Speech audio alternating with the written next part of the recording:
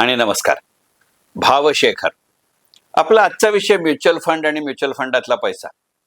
Mutual fund आणि mutual फंडातला पैसा हा विषय घ्यायचं माझ्या मनामध्ये अनेक दिवस होतं आणि आज तो घेताचं निमित्त इतकंच झालं की तुम्ही सगळ्यांनी ती बातमी टाइम्स ऑफ इंडियामध्ये वाचली आहे. मीही ती वाचली की सप्टेंबर 2024 मध्ये म्युच्युअल फंडमध्ये एका महिन्यामध्ये जमा झालेल्या पैशांचं प्रमाण हे 24,000 कोटी रुपयांपेक्षा जास्त होतं. साधारणपणे वर्षभरापूर्वी ही रक्कम 16,000 कोटींच्या आसपास असायची. ती आता 24,000 कोटींच्या आसपास आहे. आणि इतकंच नव्हे तर गेल्या 13, 14, 15 महिन्यामध्ये सातत्यानं आधीच्या महिन्यापेक्षा जास्त रक्कम दरमहा म्युच्युअल फंडामध्ये गोळा होतीये. म्हणजे सलग 14-15 महिने आधीच्या पेक्षा जास्त असं जर आपल्या म्युच्युअल फंडांमध्ये पैसे गोळा होत असतील तर आपल्या शेअर बाजाराचा आणि म्युच्युअल फंडाचा एकदा नवीन आणि वेगळ्या पद्धतीनं विचार करायला हवा का, असा विचार करण्याची आवश्यकता आहे. याच्यामध्ये तुमची आणि माझी वाढलेली गुंतवणूक साक्षरता किती, किंवा एकंदरीतच करोना नंतरच्या काळामध्ये आता करोना जरी मागे राहिला असला तरी त्याचं कवित्व काही प्रमाणात शिल्लक राहिलंय. आणि त्यामुळे लोक one in hand is better than two in bush असं म्हणतात का, निदान उत्पन्नाच्या बाबतीत. आणि उत्पन्नाच्या बाबतीत one in hand is better than two in bush असं म्हणत असताना गुंतवणूक करण्याच्या साधनाच्या सुरक्षिततेबाबत आणि त्याही पेक्षा सोयीबाबत मात्र ते थोडे जास्त सजग झाले आहेत असं म्हणायचं का. सेबीनं ज्या पद्धतीनं डेरिव्हेटिव्ह पद्धतीचे नियम बदलले त्याची अंमलबजावणी जसजशी जवळ यायला लागली तसतसं डेरिव्हेटिव्ह मध्ये तुमच्या माझ्यासारखी जी सर्वसामान्य माणसं होती ती काही प्रमाणात तरी कमी झाली आणि तो पैसा म्युच्युअल फंडांकडे वळायला लागला असं आहे का.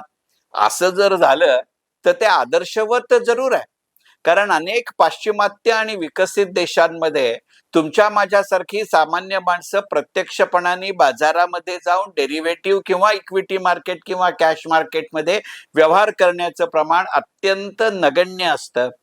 वेगवेगळ्या संस्था वेगवेगळ्या योजनांच्या माध्यमातून त्या प्रत्येकालाच म्युच्युअल फंड म्हणता येईल अशातला भाग नाही. अनेक योजनातनं आपल्याकडनं पैसे गोळा करतात आणि मग ते त्या संस्थांचं त्यांचं स्पेशलायझेशन त्यांचं एक्सपर्टीज असं वापरत या वेगवेगळ्या प्रॉडक्टमध्ये पैसे गुंतवतात. आणि हे मी अनुभवांती सांगतोय.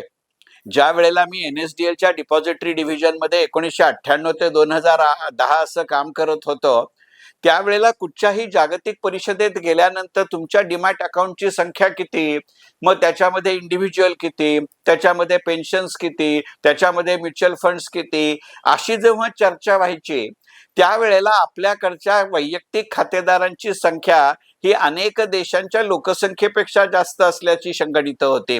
साहजिकच फार मोठे देश त्याला अपवाद होते ही गोष्ट वेगळी.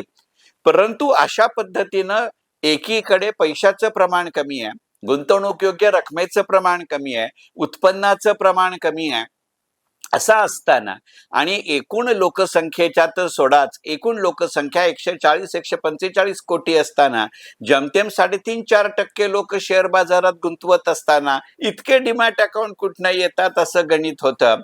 आणि मग याचा फायदा उठवत किंवा याला पूरक म्हणून आपल्या देशातला म्युच्युअल फंड इंडस्ट्री ही वाढत गेली. आज ज्या एका संस्थेनं आपल्याला म्युच्युअल फंड या गोष्टीची सवय केली असं खरं म्हणजे म्हटलं पाहिजे, त्या UTI किंवा युनिट ट्रस्ट ऑफ इंडियाचा आपण तशा दृष्टिकोनातनं खरोखर किती वेळा विचार करतो याचा विचार करण्याची आवश्यकता आहे. 1990च्या दशकामध्ये आपल्या देशात जेव्हा आर्थिक सुधारणांचे वारे सुरू झाले त्यावेळेला आपल्या देशातल्या अनेक सार्वजनिक बँका पब्लिक सेक्टर बँक्सनी त्यांचे म्युच्युअल फंड काढले होते. मग त्याच्यानंतरच्या काळामध्ये यातल्याच काही जणांनी आपल्या बरोबरीनं परदेशी कंपन्यांशी टाय अप केले किंवा काही विदेशी म्युच्युअल फंड आपणहून आपल्याकडे आले आणि मग अशातनं मॉर्गन स्टॅनली सारखेही आपल्याकडे म्युच्युअल फंड आलेले होते. नंतर काळाच्या ओघामध्ये यातले काही बंद पडले, काही एकमेकांच्या विलिनीकरणामध्ये गेले, सेबीचेही त्याच्याबद्दलचे नियम बदलले आणि मग आज म्युच्युअल फंड आणि प्रत्यक्ष शेअर बाजार याचा जर विचार करायचा झाला तर या दोन्हीमध्ये कार्यरत असलेल्या खात्यांची संख्या ही आपल्या वर्किंग पॉप्युलेशनच्या 8 ते 8.5% आहे असं मानलं जातं. आणि त्यातही याची संख्या जसजशी वाढत जाते तसतसं हे दरमहा जमा होणारं प्रमाण वर्षभरामध्ये 16,000 कोटींवरनं 24,000 कोटींकडे जाणं ही दिशा जरी अपेक्षित असली तरी प्रमाण खरोखरच अपेक्षित आहे का याचा विचार करावा लागतो. आणि मग त्या दृष्टिकोनातनं जर विचार करायचा झाला तर 2-3 गोष्टी इथं लक्षात घ्यावी लागतात.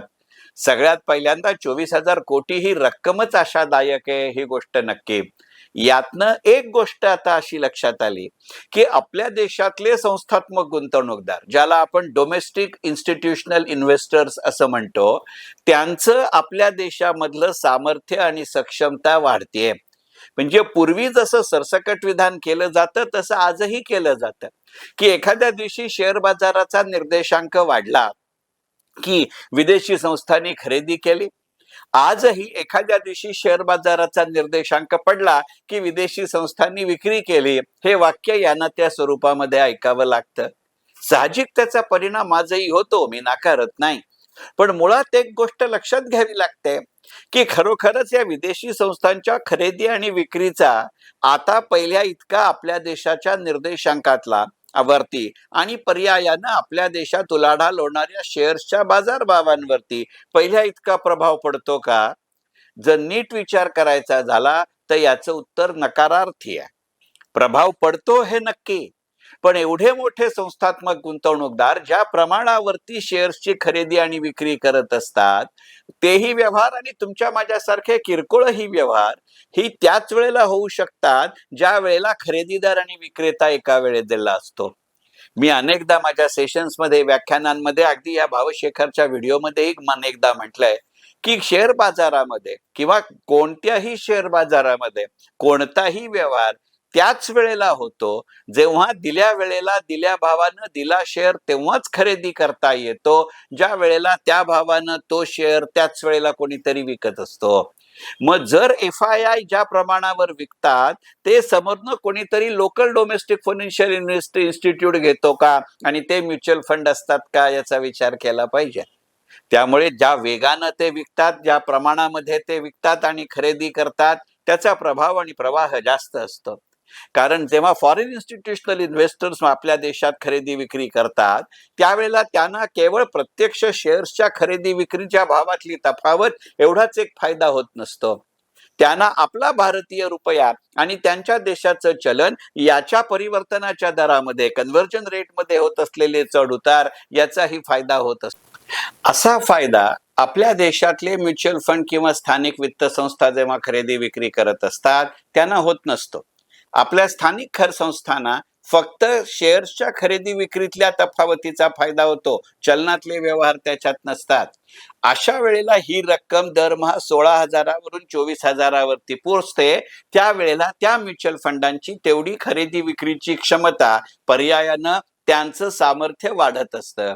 शेवटी शेअर बाजारामध्ये जितका तो गेम ऑफ मार्जिन असतो तितका तो गेम ऑफ व्हॉल्यूम असतो आणि मग हा गेम ऑफ व्हॉल्यूम 16,000तनं 24,000 कोटीवरती दरमहा जमा झालेल्या रकमेत दिसत असतो. मग तो का झाला याचा विचार करावा लागेल. असं लक्षात येईल की ज्या वेळेला आपण असं म्हणतो की 24,000 कोटी दरमहा जमा होतात याचा अर्थ ते फक्त तुम्ही आणि मी करतो त्या SIPतनं जमा होत नसतात. मुळात तुम्ही आणि मी SIP हाच शब्द म्युच्युअल फंड पेक्षा जास्त वापरतो. म्हणजे अनेकदा मी म्युच्युअल फंडचं सेशन घेताना असं म्हणतो की SIP ही पद्धत आहे, म्युच्युअल फंड हे प्रॉडक्ट आहे. आपण फंड मध्ये पैसे गुंतवत असतो आणि त्याचा मार्ग SIP आहे. पण आपण SIP हा शब्द जसं फोटोकॉपीला झेरॉक्स असं सर्रासपणे म्हणतो आणि आजही कुठच्याही लाईफ इन्शुरन्स पॉलिसीला आपण LIC पॉलिसी म्हणतो तसं झालंय. पण आपण जेव्हा 24,000 कोटी रुपये म्हणतो तेव्हा एक गोष्ट लक्षात घ्यावी लागते की केवळ त्याच्यात SIPची रक्कम नाही. गेल्या काही महिन्यांमध्ये तुमच्या असं लक्षात येईल की कोणत्याही तारखेचा विचार केला तर किमान 2 किंवा 3 म्युच्युअल फंडचे NFO म्हणजे न्यू फंड ऑफर्स हे आपल्या देशामध्ये चालू असतात. त्या दृष्टिकोनातनं विचार करत असता अनेकदा आपल्याकडे जनरल स्पेसिफिक फंड असतात, अनेकदा आपल्याकडे सेक्टर स्पेसिफिक म्युच्युअल फंड असतात आणि त्याचे NFO येत असतात. ज्या ज्या पद्धतीनं धोरणात्मक घोषणांचा पाऊस आपल्या देशामध्ये मधल्या काळात पडत होता, त्या त्या धोरणाला अनुकूल असे प्रकार झाले. विचार करा ना, याच्यामध्ये आलेलं वैविध्यही लक्षात घेण्याजोग आहे. केवळ म्युच्युअल फंडची संख्या वाढली असं नाही, म्युच्युअल फंडच्या योजनांची संख्या वाढली असं नाही. आता तर सेबीचा खरं म्हणजे नियम आहे की एकाच म्युच्युअल फंडाला एकाच प्रकारच्या एका वेळेला किती योजना सुरू ठरता येतील. आधीच्या काळात जेव्हा अशा पद्धतीच्या विविध योजना, ज्याला आपण मल्टिपल असं म्हणतो, सुरू असायच्या, त्याचं कन्सॉलिडेशन सेबीनं सक्तीनं करायला लावलं. असा विचार करत असताना लक्षात येणारी गोष्ट ही आहे की आपल्याकडे पूर्वी ट्रान्सपोर्ट लॉजिस्टिक्ससाठी वेगळा फंड नव्हता, डिफेन्ससाठी वेगळा फंड नव्हता, IT फंडसाठी वेगळा नव्हता, एक्सपोर्टसाठी वेगळा नव्हता. आपल्या देशामधनं पैसे गोळा केले आणि त्याची देशामध्ये गुंतवणूक असलेल्या, लिस्टिंग असलेल्या शेअर्सची खरेदी विक्री केली, असे फंड नव्हते. अशा पद्धतीच्याही योजना सुरू झाल्या आणि यातनं नवीन पर्याय सुरू झाले का? मग वेगवेगळे वयोगट, वेगवेगळे उत्पन्न गट, वेगवेगळे अपेक्षा गट यांच्यातनं त्याची गणितं सुधारत गेली का? आणि या सगळ्या प्रश्नांची उत्तरं हो अशी आहेत. यातनं जशी संधी निर्माण होते तशी संकटही निर्माण होतात. याचं कारण असं आहे की ज्या वेळेला म्युच्युअल फंड तुमच्या माझ्याकडनं पैसे गोळा करतं, त्यावेळेला त्यांनी ज्या उद्देशानं आणि ज्या स्वरूपाच्या योजनेतनं पैसे गोळा केले आहेत, त्या स्वरूपाच्या साधनांमध्ये त्यांनी आपल्याकडनं पैसे गोळा केल्यानंतर एका विशिष्ट वेळेच्या आत त्या संपूर्ण रकमेची गुंतवणूक करावी लागते. असा जेव्हा आपण विचार करतो तेव्हा त्या काळामध्ये शेअर्सचे बाजारभाव त्या कंपनीची कामगिरी कशीही असली तरी वाढतात.